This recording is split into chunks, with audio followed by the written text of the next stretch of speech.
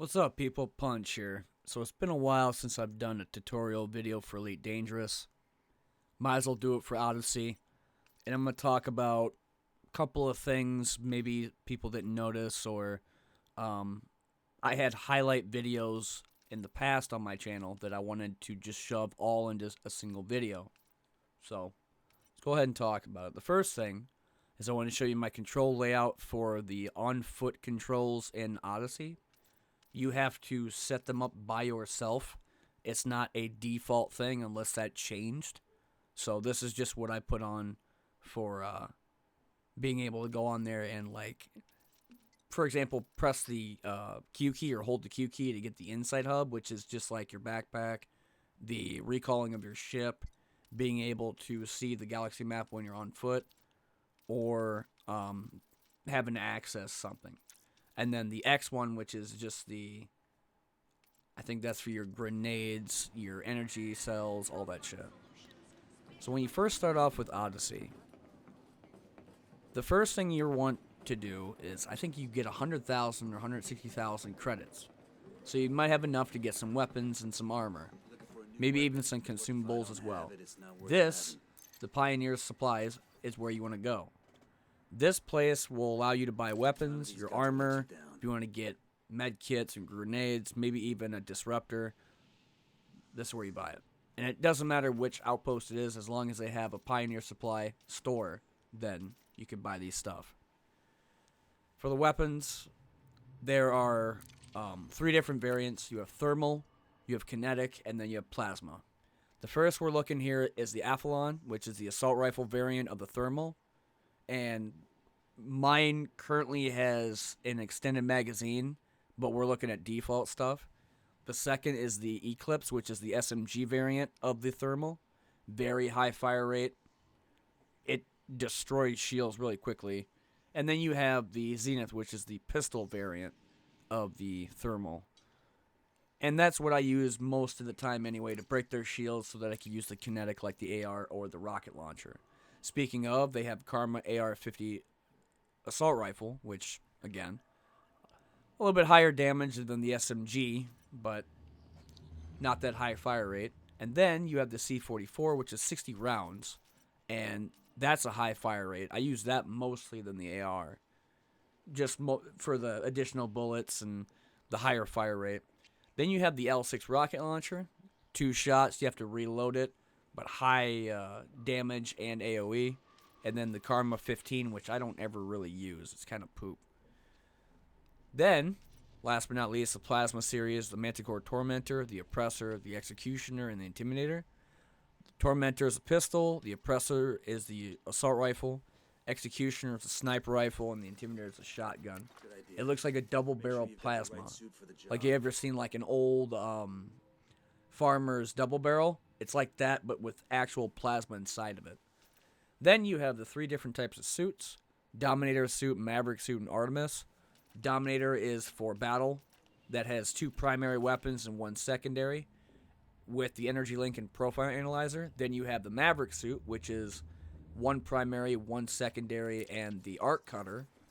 And then the Science, which is just, bioanalyzer for exploration and so on. The only 2 suits I highly recommend you use are the Maverick and Dominator. Maverick, because you're going to need the plasma torch to get into stuff if you don't have power, or if you just want to get inside of a doorway without using access. Plasma torch is the way to do it. So when you're done doing all that, the next best thing is to obviously find more money, and that is to go and talk to these NPCs. These NPCs will give you quests. Depending upon your level and depending upon your reputation, they'll pay you more or less, or even give you more materials / better ones. It all depends upon your reputation and how you're doing in that system / faction. If you're doing another different faction, then you have to do it all over again. It's not all like one thing. You're always trying to grind up to get more stuff, regardless of whatever it is, whether it be NPCs or a engineer that you'd have to go and like unlock from workshop. And some of these guys aren't going to have great stuff. A lot of them got to turn down and find better. And then if you want to I guess, refresh it, you would have to leave and come back or go to another station and get some better quests there.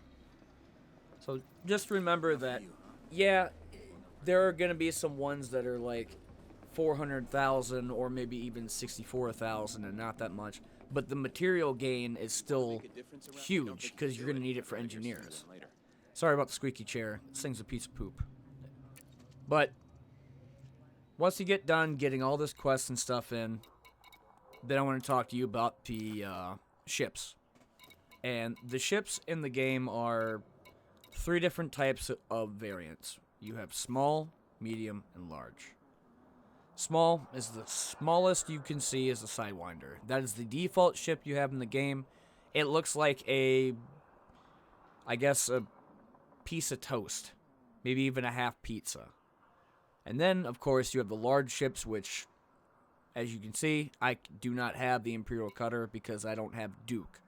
I never really gave a shit about the courier missions, because once I got my Corvette, I was kind of done, and I still went back and used the Anaconda more.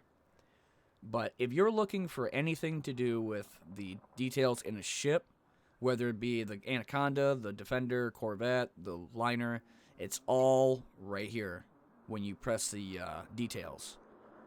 Hard points, core internals, optionals, whatever have you, this is all you need to know about that ship. The optional internals are basically where you put your cargo, your, your SRV for your planetary hangar.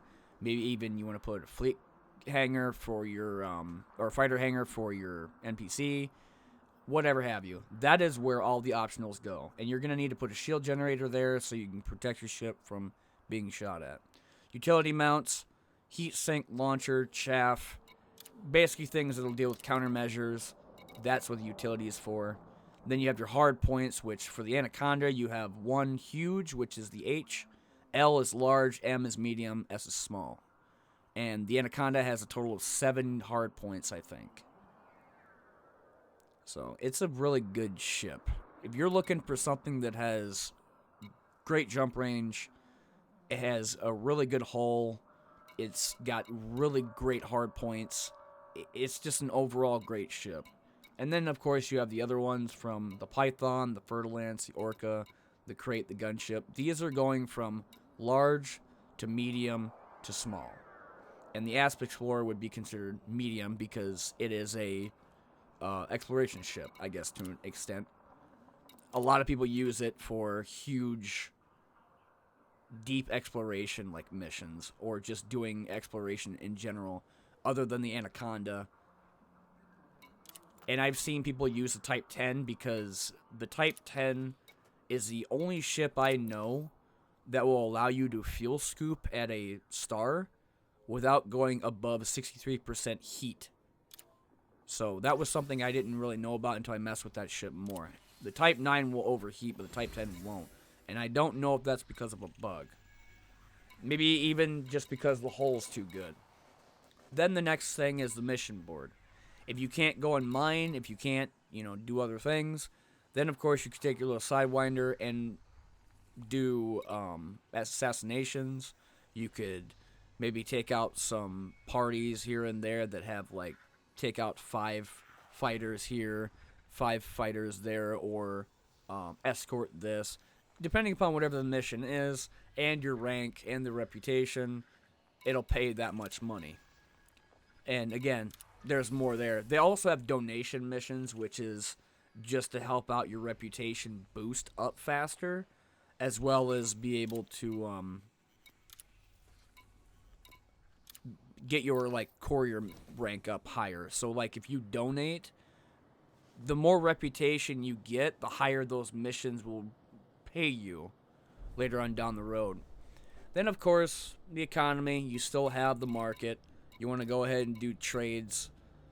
You could just sell the rare goods like the Waters of Suntara, which is rare goods are different than common goods. They don't spawn as often. They do cost a lot more, and there are some that are just if you have it, it's illegal contraband, you'll just get blown up by NPCs. But rare goods are the best thing you could possibly trade. besides the common, which is metals like paynite, you have then low temperature diamonds and void opals.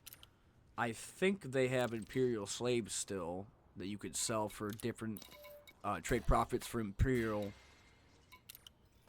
It's either imperial or federal systems. Either way. Then you have the cartographics, and that is just selling all your data that you had for discovering planets. You have your contacts, administrative stuff, getting search and rescue missions done, and getting a black box you can sell for later. Then you can get your bounties that you were able to acquire later on from combat bonds. Or if you want to go ahead and upgrade, I guess, modules to Guardian, you can go talk to the technology broker. Anyway, I hope this kind of helped out. I'm going to try some more videos with Elite Dangerous since I see more players playing it. And to be honest, Star Citizen's not a game. So, I guess we'll just have to see what happens. Thanks for watching.